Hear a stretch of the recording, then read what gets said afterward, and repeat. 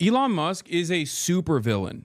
Okay, he even looks and sounds like a supervillain. Like he's both aesthetically supervillain coded, but he also does things that bad people do. Oh, here, if you want to get mad, here's President Elon Musk. White South Africans are being persecuted for their race in their home country. Also, white South Africans are one of the few population groups that are fiscally positive when immigrating to Europe. We should allow more immigration of white South Africans. Elon Musk, who is who's anti-immigration and constantly talks about how immigrants are bad, does not have an issue with white South Africans immigrating. Now, of course, this statement that white South Africans are being persecuted for their race in their home country is, of course, ridiculous. They make up 7% of the population in South Africa, and yet still maintain approximately 90% of all of the valuable land. They own approximately 90% of that. The South African government has tried to combat this a little bit with, land reallocation and whatnot, and that's precisely what they're talking about in terms of the racial violence that whites in South Africa are experiencing. All right. .org, I'm Amy Goodman. The top-ranking career U.S. Treasury Department official, David LeBruck, has been forced out of the agency after he resisted a demand by Elon Musk and his associates at Doge to gain access to the government's vast payment system, which disperses trillions of dollars in federal payments each year. Trump's new Treasury Secretary, the billionaire Scott Bessent, ended up giving Musk access to the system, which includes sensitive information about taxpayers, Social Security recipients, government contractors, including Musk's rivals. For more, we're joined by two guests. Waleed Shahid is Democratic strategist. His new piece on Substack is headlined, "Elon Musk is staging a coup." Waleed was previously the spokesperson for Justice Democrats and former senior advisor for the campaigns of Alexandria Ocasio-Cortez and Jamal Bowman. We're also joined in Washington, D.C. by Lindsay Owens, executive director of the Groundwork Collaborative, who says there are several reasons Musk wants to control Treasury payments. None of them are good. Okay, Waleed Shahid, let's begin with you. What do you mean that Elon Musk is staging a coup? So if this story was taking place somewhere in Central Asia or in Africa, the United States media, the United States State Department, international institutions would likely refer to this as a coup. A billionaire industrialist who donated $300 million to a campaign is installing his personal loyalists in key parts of the federal bureaucracy. This is essentially Viktor Orban's playbook. And we need to know, why does a billionaire industrialist with millions in government contracts, military contracts for his private companies, need the Social Security numbers of every American, needs to know what every single check that the U.S. government gives out to businesses, to charities? Why does this billionaire need to know this information? He was not vetted or approved by the U.S. Senate. Elon wanted a Turkish national to work for Doge. White House said no. Elon Musk wanted to hire a Turkish green card holder at Doge. The message from the West Wing was, we're in the deportation business and we can't bring in a foreigner to help lay off American federal workers. Oh my God. Musk was hoping to make an exception for Barış Alkuş, a Turkish-born venture capitalist with a green card who had become a close ally. That's brutal. That's doubly brutal. Has a history of corruption for using public resources for private gain. He's one of the wealthiest men in the world, and in any other situation, this would be called. They also have a Canadian, I think, a Canadian national in that position. So I guess it is truly the notion that white people are not, Turkish people are not considered white in the eyes of this administration, at least. This would be called state capture, and people around the world would be condemning it. But in the United States, we are not used to this kind of level of creeping authoritarianism, of plutocracy. Actually, of I don't even know. So Turks are not considered white, I guess, or rather, they're not a part of the close allegiance that we have to Canada, despite the fact that we were trying to do tariffs not that long ago and want to forcibly annex them potentially. And a not insignificant number of people are also on board with this annexation. And we need to, this is as Representative Ocasio-Cortez said last night, this is a 5-alarm fire. Senate Democrats need to be communicating to the American people. And last night there was a call by Indivisible Action for people to visit their senators and call for them to grind the Senate to a halt, to call for investigations, and to know, why does Elon Musk need to know this information? Why is he showing up on Saturday to the offices of the federal government demanding the private information of citizens all around the country? Well, Lindsay Owens, you say none of the reasons are good. Lay those out. Yeah, absolutely. So for most Americans, this is the first time that they've ever heard of the Treasury payment system. So what is the Treasury payment system? This is effectively the piece of the federal government that cuts the checks, and they cut a lot of checks. This is $6 trillion a year, money that goes to individuals as Social Security payments for seniors, money that goes for organizations like Meals on Wheels to deliver lunches, foreign aid, as well as the funding that the government sets aside for key programs, paying its debts, making sure that we don't breach the debt ceiling and default on our obligations. So this is really unprecedented that Elon Musk has grabbed control of the keys of $6 trillion in payments infrastructure. There are a few reasons this could be happening. The first is, as your viewers know, last week, President Trump tried to end federal spending, just stop federal payments altogether. This was so outrageous and in violation of the Constitution that the courts intervened and said that he couldn't do that. What may be happening here is that Musk may be doing an end run around the courts, going straight to the source so that he can continue to stop those payments that the courts said needed to keep staying online.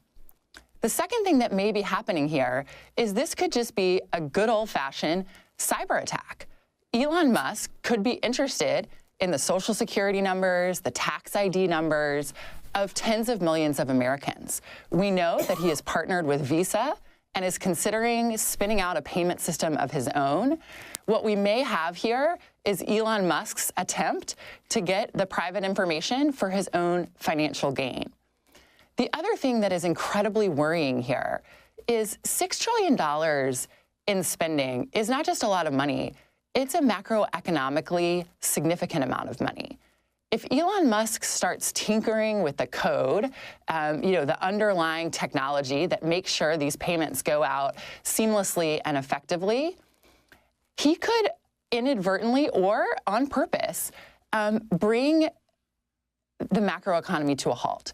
I mean, this is an incredibly concerning seizure of government infrastructure, but it is also an economically significant moment in the country. So I couldn't agree with Waleed more. I mean, the word coup is the right word to be thinking about here, and Congress must intervene. I mean, if I was a senator, I think the most important thing to do is bring the Secretary of the Treasury to the Senate today to answer questions about what Musk has access to. So the Treasury Department's This man is going to forcibly turn.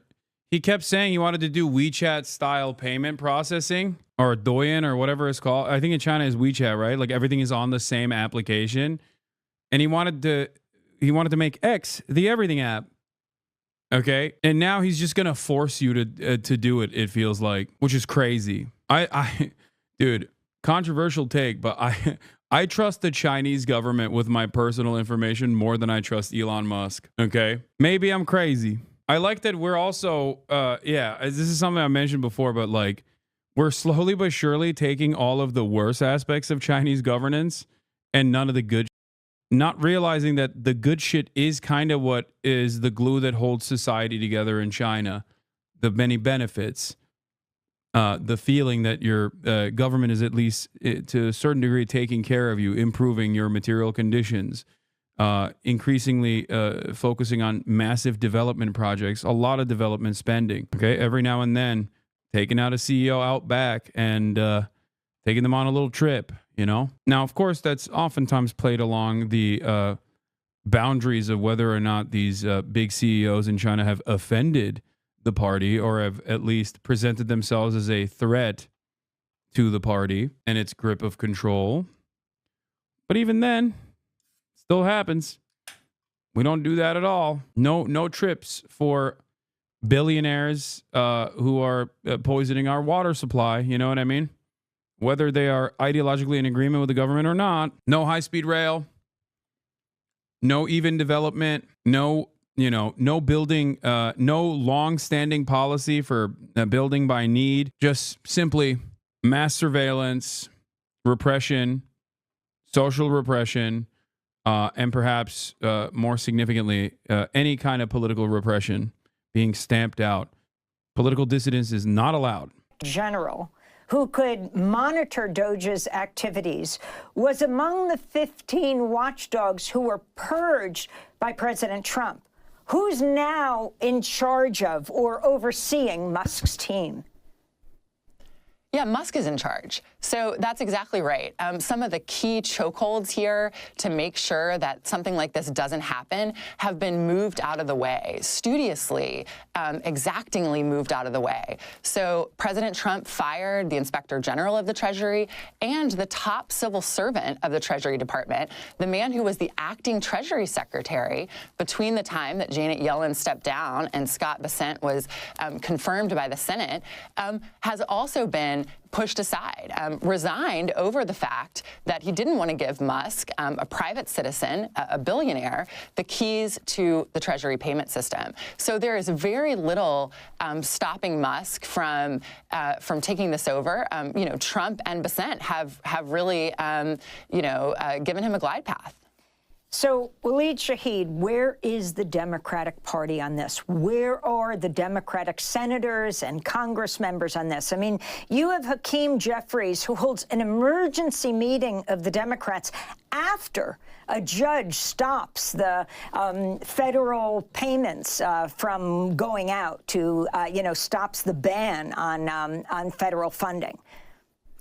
So the Democratic Party in Washington is largely asleep at the wheel. They are acting as if they're kind of a librarian shushing noise in a crowded room. They're still believing in the normal procedures, normal decorum, normal.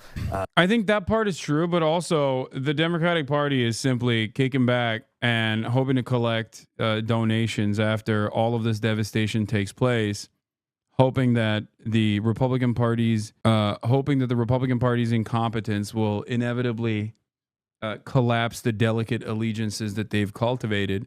And there's some truth to that, especially because there are certain issues where Trump does not care about broad popular sentiment and will push for it regardless, or at least will make a deliberate effort to present this as a good thing, right? Tariffs, tax cuts for the wealthy, things of that nature that will inevitably harm his base of support. But at the end of the day, there are plenty of initiatives that the Trump admin will try to implement and fail to do so, oftentimes due to the internal conflict that exists within the Republican Party. The Democrats are not entirely wrong, I guess, that they suspect this allegiance to collapse, but it is ridiculous that they're not trying to accelerate it through obstruction every step of the way, which is what they should be doing. They should be doing this every step of the way. Virtually every moment is a fantastic opportunity to consistently propagandize austerity and its devastating impact, okay?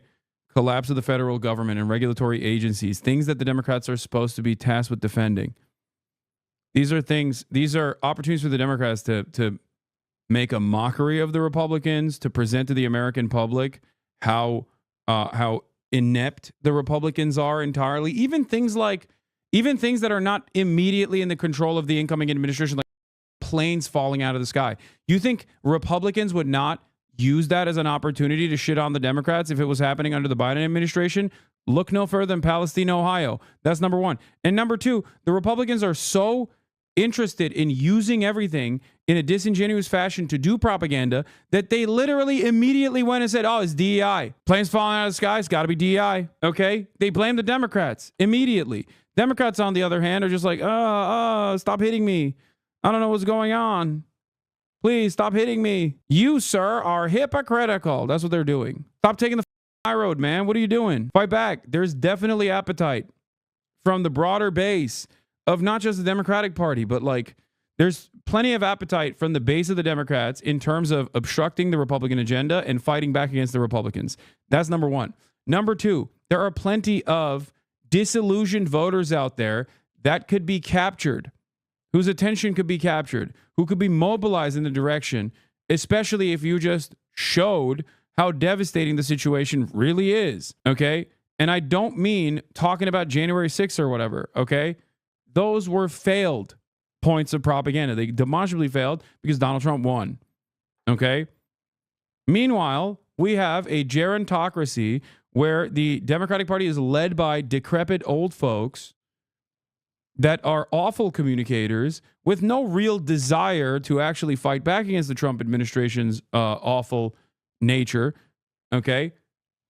And also, they're so completely removed from the interest of the public after spending decades upon decades within governance, okay? Their only access to the real world, to real American citizens and their needs and their desires are filtered through mainstream media. And mainstream media is also defending regimes in general. They also are out of touch with the needs and the desires because they have the same capitalist interests in maintaining the current existing capitalist hierarchy. Yeah, this is where our opposition is. Fight, and we will win. We will win. We will win. We will win. We will win. We won't rest. We won't rest. We won't rest. We won't rest. Thank you, everybody. We're so cooked. That everything here is the normal transition of power. And they still believe that what Elon Musk and Donald Trump are doing is just a libertarian reform of the government, not an oligarchic, plutocratic takeover of a private billionaire who is seeking to know, potentially seeking to know what his competitors might be doing with government contracts. He has private information that Elon Musk has contracts with international governments all across the world. But the Democratic Party is not able to put forward an opposition message right now because they feel like this is normal. And that's why it's so important for concerned citizens all across the country to twist the arm of your Senate Democrat. Go to their office. If you go to indivisible.org today, you can find a way to join your local chapter. And all around the country, whether your senator is a Republican or a Democrat or independent, they need to hear from concerned citizens because the Democratic Party doesn't move on issues of oligarchy, of plutocracy, of taking action, unless their constituents show up in person and demand that they hold hearings, take the bully pulpit in the media, and also grind the Senate to a halt until we know why does Elon Musk have this information, someone who is not elected. So the Democratic National Committee on Saturday elected the moderate political insider Ken Martin as chair, despite calls from voters to urgently switch gears and respond to working people's needs following the party's crushing defeat, though it wasn't a major numbers defeat, but it was a defeat in November. What do you think of Ken Martin? Where do you think it's going?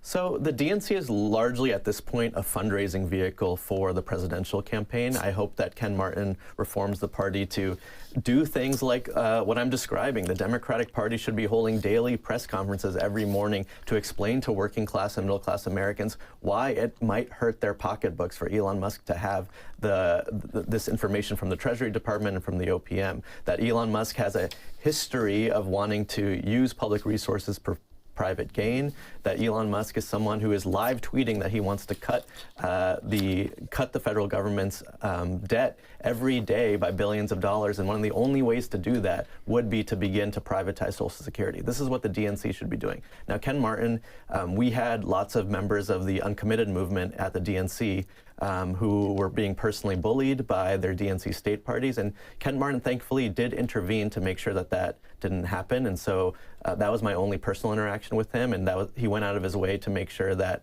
our uncommitted delegation was treated with respect. Other than that, I don't know that much about him, but I'm looking forward to hopefully he can put together a working class populist agenda for the party that isn't just a fundraising handoff.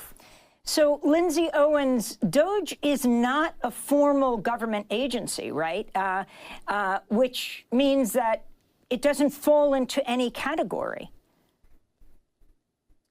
Yeah, look, I think when President Trump announced that Elon Musk was going to be running the Department of Government Efficiency, there was a sort of tempting fantasy that maybe Musk, a tech but successful businessman, could come in and restore some efficiency in government, maybe modernize some aspects of government that could use. Yeah, when I hear stuff like this, I don't think I just immediately know that it's not positive.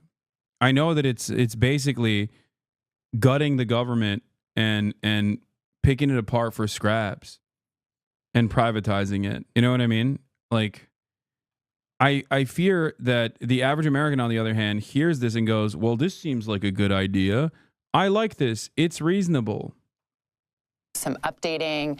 I mean, I think with this weekend's seizure of the... You don't like efficiency? Not realizing that, of course, these guys are not going to be like, yeah, we want to steal all of the remainder federal agencies like that regulate ours and our businesses, that basically keep you alive no matter how stupid you are, okay, and also take advantage of the vast amount of wealth, the remainder of the federal coffers, and redirect all of that faucet of wealth back into our businesses, making it our own personal wallet. They're not going to say that. They're going to be like, oh, we want to maximize the efficiency. We want to maximize the efficiency of the government. The government sucks, right? The federal government is so bad. It's bureaucracy. It's bureaucracy. Obviously, it's bureaucracy. It's funny to do shock doctrine to ourselves and watch the American population clap like seals at the mere sight of it, like pure graft. And Americans are like, no, this is great, actually. I think this is going to yield tremendous bounty for me. A poor worker living in Arkansas. The Treasury payment system, we can be crystal clear in putting that fantasy to bed. This is Musk determining who is going to get funding in this country, what programs are going to be funded in this country. And remember, Musk isn't a disinterested party here. As we've talked about, he has many federal contracts himself, billions of dollars this year alone. Yeah, Elon Musk is a supervillain.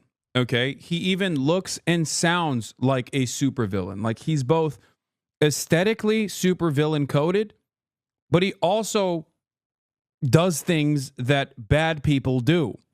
So this is yet another perfect opportunity to point to this guy and go, that's the guy. The Democrats still want to maintain their corporate allegiances. Okay? And that's precisely the reason why they can't take a populist anti-billionaire stance. And that's precisely the reason why they can't attack Elon Musk without coming across as hypocritical, I guess. Which is ironic, because Republicans have been doing that by pointing to anti-Semitic conspiracies in perpetuity. Okay, our billionaires are good, theirs are bad. Why? Because their billionaires are Jewish. George Soros. Democrats can't even turn around and be like, their billionaires are South African. Say you're anti-billionaire, man, please. Owned to his companies, SpaceX, Tesla, and X, formerly known as Twitter. But he also is interested in cutting this funding for a very personal reason, which is he is interested in paying for the tax cuts that Congress is teeing up this year. They're estimating $5 trillion in tax cuts, mostly going to the wealthy and corporations. And DOGE is the entity that is supposedly going to find the money, find the savings to pay for those tax cuts. So I think we can sum it up this way. Elon Musk is going to pay for his tax cut. I've been watching you for around 4 months now. This is the first time I've seen you watch Democracy Now! Is it because you'd rather critique mainstream media for your audience than watch something more aligned with your worldview? Yes, but I also do watch Democracy Now! Periodically. The reason why I don't watch Democracy Now! That frequently, however, is because I agree with most of it. So my commentary is almost identical. So it's basically rehashing the same points over and over again. Guys, don't say he's a dumbass. He's just asking a normal question. I know tensions are high right now because there's a lot of like random weirdos in the chat, but they've cleared away seemingly. So, you know, the coast is clear. With your Social Security. That's really what we're looking at here. I'm also a funder of Democracy Now! And a supporter. for a very long time. What Doge is up to. And Lindsay Owens, we're going going to have to leave it there. And I just want to give Waleed the last word. 10 seconds. What should people do right now? This is my favorite part of Democracy Now! Is when Amy has to wrap it up just abruptly. Go to indivisible.org and visit their Senate office and demand an investigation of Elon Musk, and that Senate business should come to a halt.